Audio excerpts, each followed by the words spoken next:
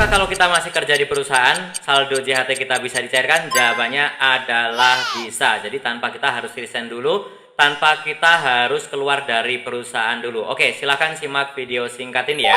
Nah, di video kali ini adalah untuk cairkan 10%. Jadi memang untuk yang masih aktif bekerja, pencairan itu bisa dilakukan untuk yang 10% dan juga untuk 30%. Di video kali ini akan aku jelaskan untuk yang 10% seperti apa. Yang 30% pernah aku bahas di video yang lainnya, linknya ada di deskripsi. Oke, sebelumnya untuk yang pertama kali mampir silahkan tekan tombol subscribe agar tidak ketinggalan info serta tutorial yang sering aku bagikan di channelku ini. Dan saya doakan prosesnya lancar, dananya segera masuk ke rekening teman-teman semuanya ya. Oke, jadi untuk pencairan JHT 10% ini biasanya dipakai atau tujuannya adalah untuk modal kecil untuk menghadapi masa pensiun ya. Jadi kalau misalkan baru pertama kerja belum ada setahun, masih sangat mudah mencairkan yang 10% ini pun tidak bisa ya.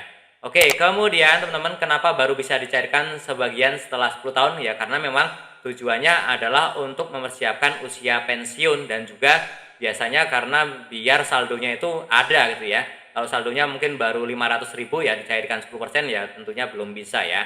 Jadi tujuannya seperti itu, syaratnya adalah minimal 10 tahun kepesertaan. Ini bisa di satu perusahaan, bisa juga berpindah-pindah perusahaan, intinya totalnya adalah 10 tahun. Nah, kemudian bagaimana teman-teman ya saldo yang akan cair itu seperti apa sih? Jadi saldo yang akan cair itu adalah berasal dari iuran kita sendiri ya.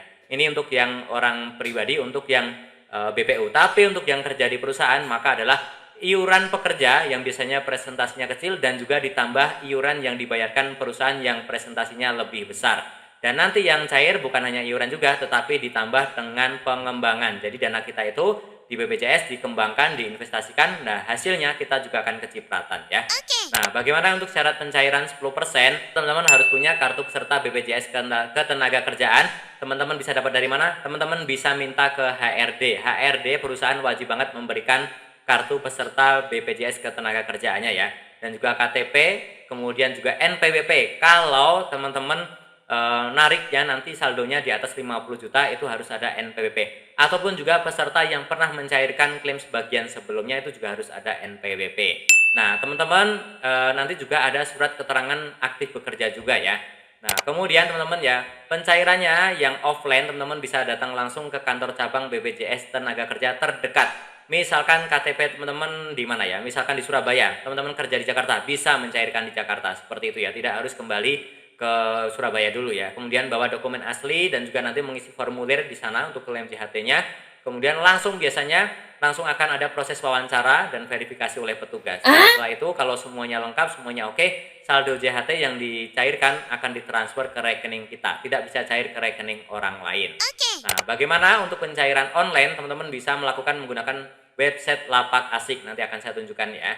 Nah, silakan nanti teman-teman dokumennya silakan semuanya bisa disiapkan terlebih dahulu dan nanti akan ada proses wawancara. Tapi biasanya lebih lama kalau yang online ini ya, seminggu atau 2 minggu baru ada telepon untuk wawancara melalui video call lewat WA ya.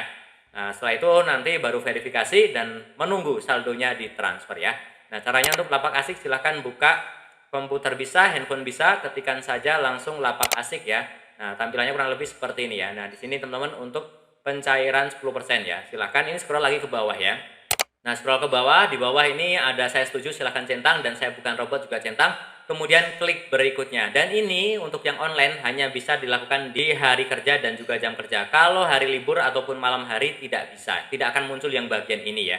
Silahkan dilakukan di jam kerja ya. Nanti setelah itu klik berikutnya dan silahkan isi data-datanya, data pekerjanya silahkan diisi semuanya, kemudian nanti klik berikutnya isikan data pekerja tambahan, kemudian sebab klaim dan lain-lain, silahkan semuanya diisi dan nanti teman-teman akan mendapatkan jadwal untuk wawancaranya.